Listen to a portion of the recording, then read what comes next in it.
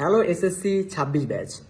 কিছুদিন আগেই এসএসসি 25 ব্যাচের রেজাল্ট দিয়ে দিয়েছেন। তোমরা কিন্তু দেখেছো যে রেজাল্টের অবস্থা খুব একটা ভালো না।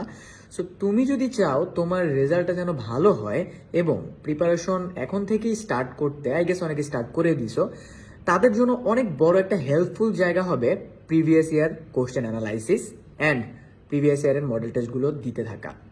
তুমি যদি এটা করে ফেলো তাহলে তুমি বুঝে যাবা কোন টপিক থেকে কেমন প্রশ্ন আসতেছে। একটা টপিক পড়ার টাইমে সেটা তুমি কতটা গুরুত্ব দিয়ে পড়বা এটাও তুমি বুঝে যাবা। এখন কথা হলো ভাইয়া, কিভাবে প্রিভিয়াস ইয়ার কোশ্চেন আমি খুঁজে বের করব?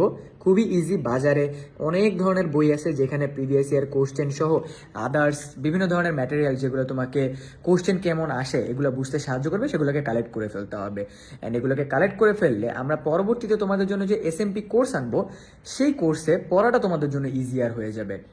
সো তোমাদের সবার জন্য এখন একটাই আমার পক্ষ থেকে টিপস থাকবে, সেটা হলো যে এসএসসি পরীক্ষায় ভালো করতে হলে প্রিভিয়াস ইয়ার কোশ্চেন অ্যানালাইসিস কিন্তু মাস্ট।